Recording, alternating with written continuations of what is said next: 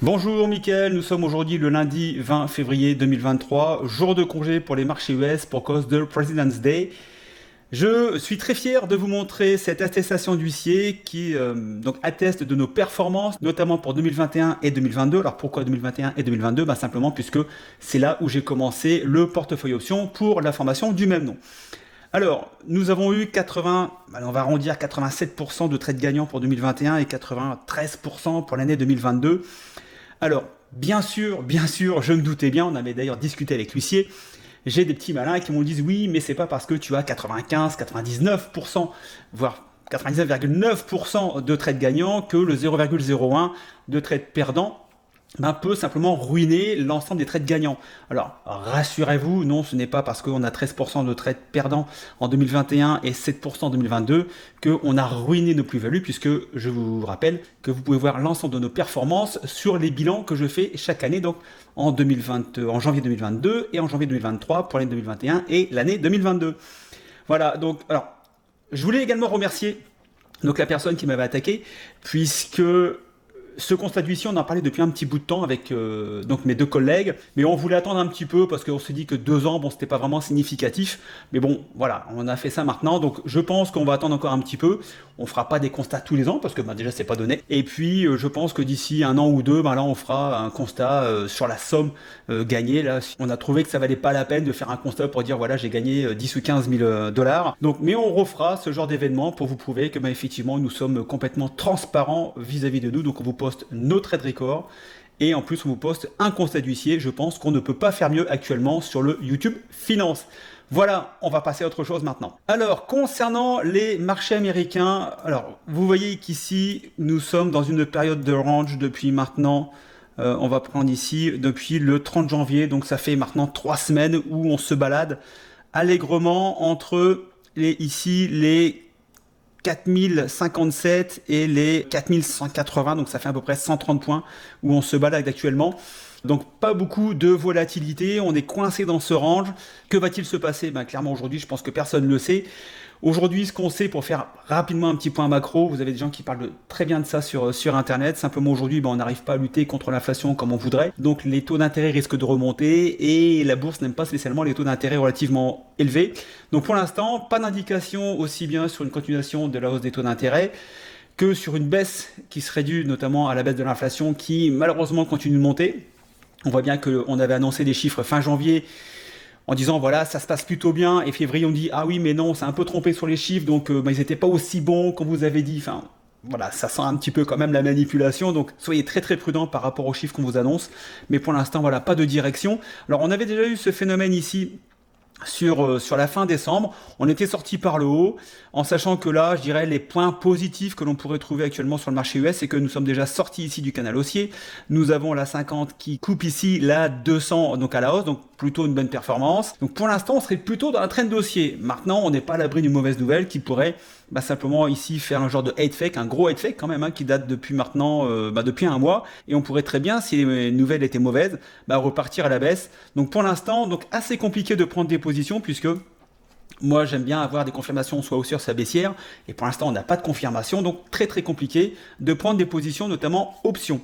Alors au niveau du VIX, puisque nous on regarde quand même pas mal le VIX, vous voyez que là c'est un peu pareil, on est bloqué maintenant depuis un petit bout de temps. Donc là sur décembre on a profité pour solder pas mal de positions, et là malheureusement on est dans une position où aujourd'hui on ne prend pas beaucoup de positions. Donc j'espère que le VIX va se réveiller, qu'on puisse repasser un petit peu en mode chasseur de primes comme on fait avec les options. Mais pour l'instant, c'est un petit peu limité. Écoutez, c'est pas grave. Ça fait aussi partie du jeu. Et puis, peut-être que cette année, on sous-performera le marché, comme j'ai déjà fait, comme je vous l'ai montré dans la vidéo que j'ai faite la semaine dernière. Mais pour l'instant, nous sommes sur des niveaux un peu faibles au niveau du VIX, nous concernant pour nos stratégies à nous.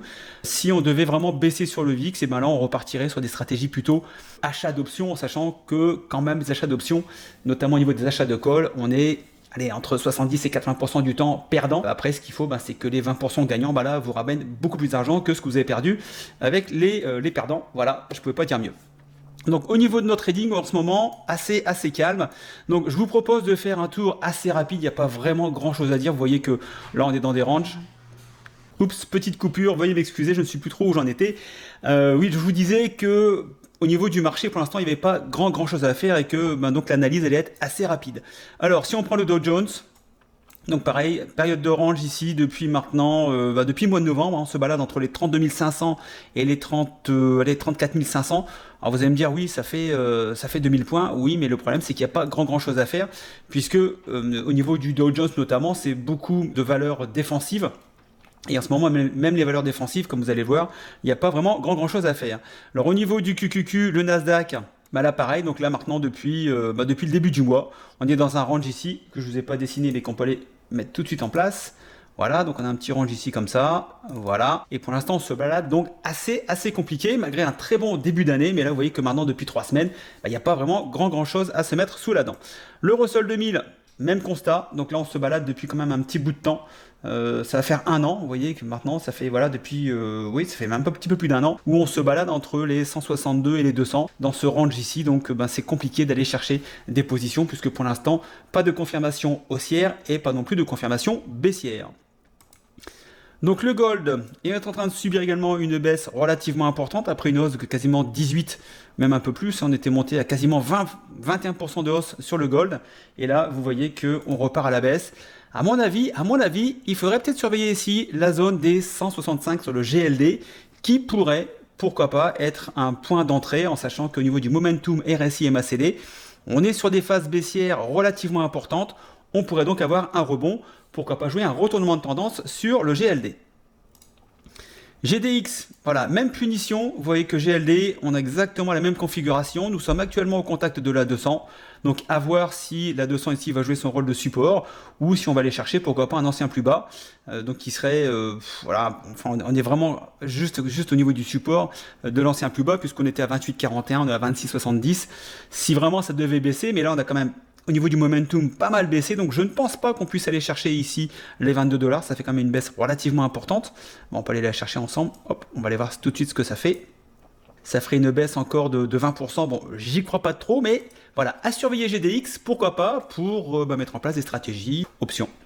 Alors SLV a subi une décote relativement importante, puisque vous voyez qu'ici, on était au plus haut et là on a perdu quasiment un peu plus de 13%. Et là pareil, même conjoncture que pour le GLD. Vous voyez qu'ici nous sommes quasiment au contact de la 200. On a une belle journée vendredi ici pour la remontée. Je vous rappelle qu'aujourd'hui c'était férié. Au niveau du momentum, on est sur des phases de retournement, donc voilà, donc pourquoi pas aller chercher un peu de performance sur SLV. Peut-être des choses à faire en stratégie d'option également sur SLV, ou après vous pouvez rentrer directement sur l'ETF. Alors je sais que ça pose problème, notamment pour les comptes européens, d'aller mettre en place des stratégies d'achat direct d'ETF, puisque vous ne pouvez plus le faire aujourd'hui, mais par contre vous pouvez le faire avec des options. Voilà, petit tips. Au niveau de XLV, voilà, toujours pareil, donc là ça va aller vite puisque vous voyez que là on est dans des ranges depuis maintenant, depuis le mois d'août. Depuis le mois d'août 2021, donc vous voyez, donc on a passé tout 2022, 2023 et là ça bouge pas des masses, donc assez compliqué d'aller chercher de la performance sur XLV. Alors on a notamment MRK qui superforme bien le domaine de healthcare, donc à surveiller, vous avez parfois quelques valeurs comme ça qui sortent du lot. Donc on a une baisse relativement importante de MRK, on peut aller la voir tout de suite. Je vais vous la montrer, voilà ici, MRK. Merck et compagnie. Oui, donc ici, voilà.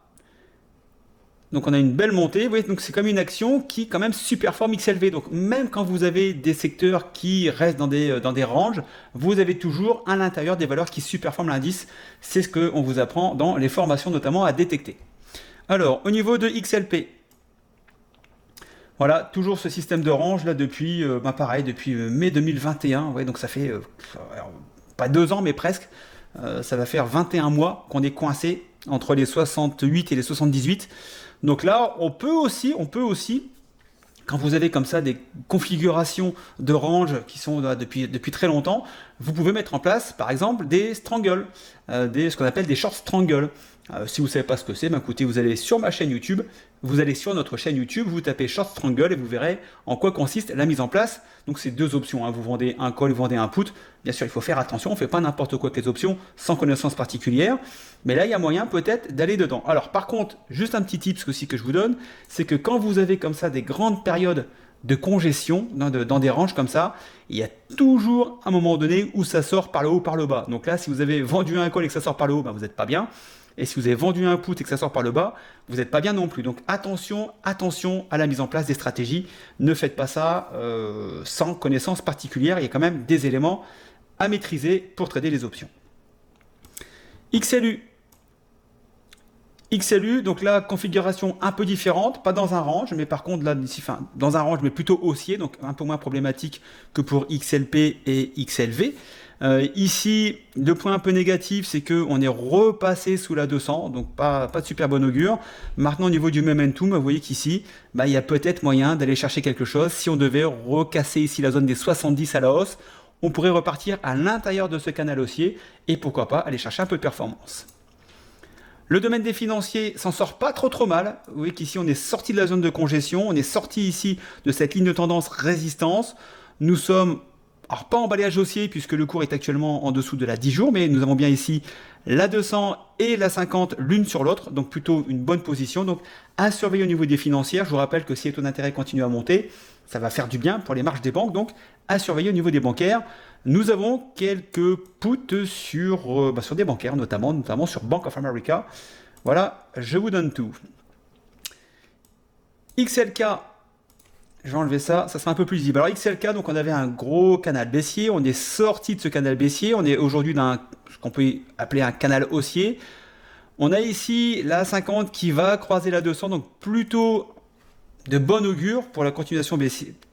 Plutôt de bon augure pour la continuation haussière. Simplement, vous voyez qu'ici, au niveau du momentum, là, on a quand même des divergences par rapport ici au cours qui, lui, part à la hausse. Et ici, vous avez quand même des baisses au niveau du RSI, du MACD. Donc, attention sur ces divergences. On pourrait très bien rebaisser et pourquoi pas venir ici reprendre un support autour des 132 ou des 139. On n'est pas très loin. Mais à mon avis, un petit peu tôt pour rentrer sur le domaine des technologies pour l'instant. Alors après, c'est pareil dans le domaine des technologies. Là, c'est l'ETF, XLK, mais vous avez à l'intérieur de XLK des valeurs qui, elles, vont superformer XLK. Donc après, vous faites votre recherche. Je vous ai déjà montré comment on fait et vous allez chercher les valeurs qui superforment XLK et peut-être que vous aurez dedans effectivement des gagnants dans ce secteur qui, pour l'instant, est plutôt en bonne position, mais qui, pour l'instant, est plutôt en range en ce moment. Alors, XLB... Excusez-moi, j'ai bafouillé un peu. Alors, XLB, les secteurs des materials. Alors là, pareil, bonne configuration. On a cassé ici donc le canal baissier.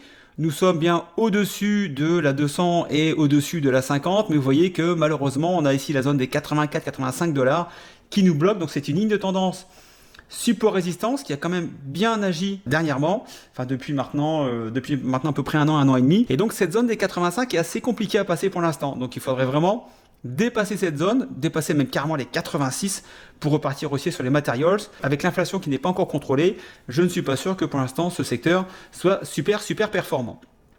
XLY, même configuration, nous sommes sortis du canal baissier, nous sommes aujourd'hui au-dessus de la 200, mais vous voyez que la 50 est encore...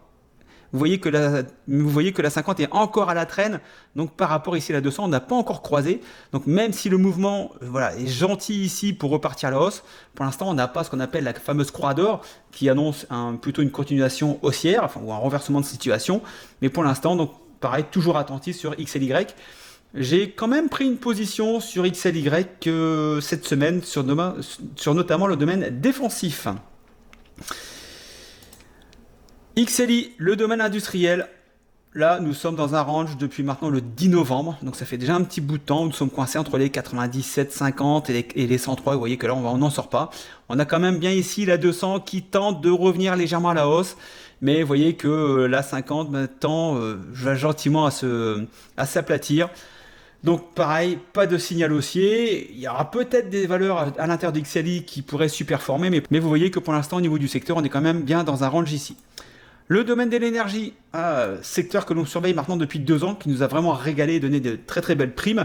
Mais pour l'instant, nous sommes en baisse, donc toujours pareil dans ce range compris entre les 70 et les 93. Donc le range est un peu plus grand, donc un peu plus de volatilité à l'intérieur de ce range. Là, moi j'aime bien ici cette position, puisque là autour des 80-82, il y aura peut-être des choses à faire. On a quelques positions options sur le domaine énergétique, pas beaucoup en ce moment sur les pétrolières. On est assez liquide sur ce secteur. Justement, on attend le signal pour repasser sur notamment les ventes de put. Donc j'espère bien ici revenir prendre appui autour des 82 et autour des 82-80, on ira prendre des positions. Bien sûr, pas toutes des positions, on va garder un petit peu de cash, mais je pense que ce serait le moment pour nous d'aller mettre en place quelques contrats pour commencer à générer un petit peu de revenus pour 2023. Qu'est-ce qu'on a d'autre? On avait XRT, le domaine du retail. Donc le domaine du retail, coincé pareil dans un range depuis le mois de mai 2022, donc pas tout à fait un an, mais ça fait presque 10 mois où on est coincé dans ce range entre les 57 et les 76. Et même si pour l'instant on a la 50 qui a croisé la 200, il faudrait vraiment casser ici les 76, voire les 81 pour repartir haussier sur le domaine du retail. Mais je pense que l'inflation va calmer les ardeurs, à mon avis, de cette hausse et de cette cassure de canal baissier. L'avenir nous le dira. Alors, les SMH, les semi-conducteurs. Donc là, on est bien reparti également à la hausse et on a un peu le même principe que sur XLK, c'est-à-dire que on a un secteur ici qui part en hausse, mais vous voyez qu'au niveau du momentum, RSI, MACD, on repart à la baisse. Donc, possibilité, à mon avis, de revenir ici autour des 215, 220.